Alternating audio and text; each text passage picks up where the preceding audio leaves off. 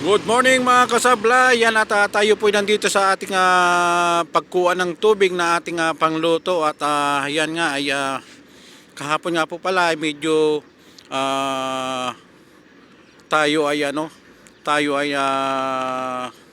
nakasagap ng hindi magandang balita, no? Doble kasi pwedeng mauwi sa good news at pwede ring mauwi sa bad news kasi yung nabalita natin tungkol dun sa Philippine Embassy dito sa kung saan po tayo naroon, ay pwede talagang mangyari pala na pwedeng makuha natin o pwedeng hindi makuha ang aming mga benepisyo. Kasi makukuha naman siguro, ang problema nga lamang po ay hindi alam kung kailan, kung kailan. Kaya nga ang magiging ay pwede kaming umuwi ng hindi kasi pag lumabas po yung sa pagpa-barcode doon sa embassy at ma-issuean kami ng exit visa o plane ticket, no, libre po kasi yon, ay talaga uwi daw talaga kami at kahit hindi pa namin nakukuha ang pera ay talagang dapat umuwi po kami kasi once na ma-expired po yung aming po mga exit visa na binigay ng Philippine Embassy ay baka sa susunod po hindi na po kami mabigyan ulit. Kaya sana bago dumating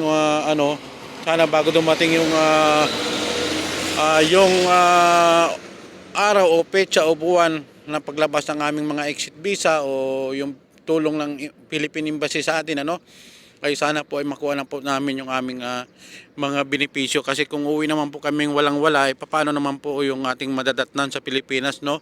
Paano naman po yung ating panimula sa ating pag-uwi natin. Napakahirap din po pala, no? Napakahirap din po pala talaga na na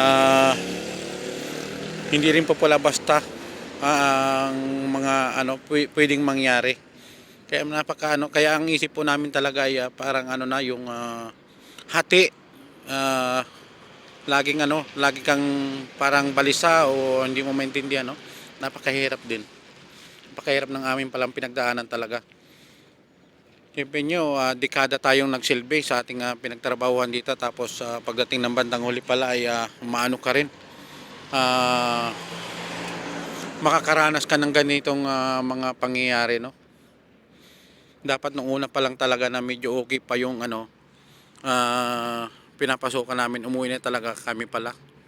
Nagkaano rin kami, nagka rin kami, nagkamali sa aming mga desisyon kasi nanghihinayang din kasi kami na umuwi ng basta-basta dati dahil siyempre sa hirap ng buhay din pala sa Pilipinas talaga ay hindi ka rin maka-decide na uwi ka na kagad, hindi ka maka-decide. Kaya yun din siguro nagiging dahilan kung bakit tayo nagdadalawang isip pa dati na umuwi at mag for good lang sana. Ay ngayong nagdesisyon na kami, ito naman at nagkaroon naman tayo ng kaunting balakid o problema.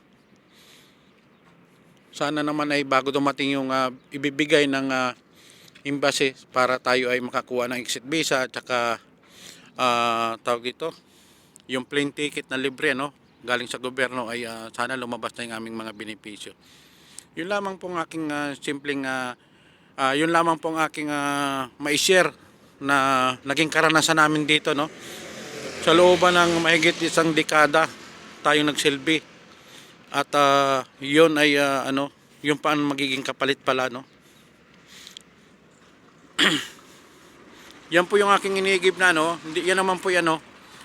Panluto ko lamang po yan kasi hindi po tayo nakakasigurado kung malinis po ba talaga yan.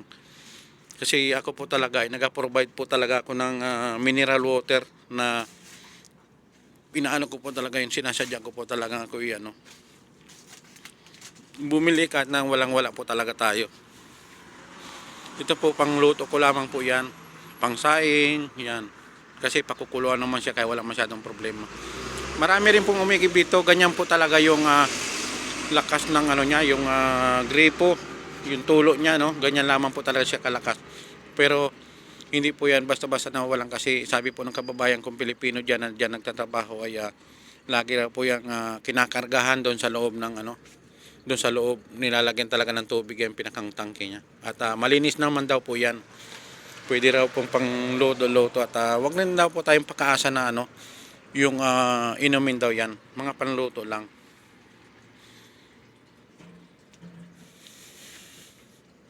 Mahirap mga kababayan, no? Mahirap yung ating kalagayan bilang isang OFW din, napakahirap. Yan naman po mga idol siguro at magandang umaga po ulit. Bye bye po. Maraming salamat sa lahat sa mga patuloy na nagsusupport sa akin dyan. Magandang umaga po. Bye bye. Maraming salamat. Yan, malapit na pong palang mapuno, ano. At pagkapuno po niya na tayo po yan na rin. Uuwi na.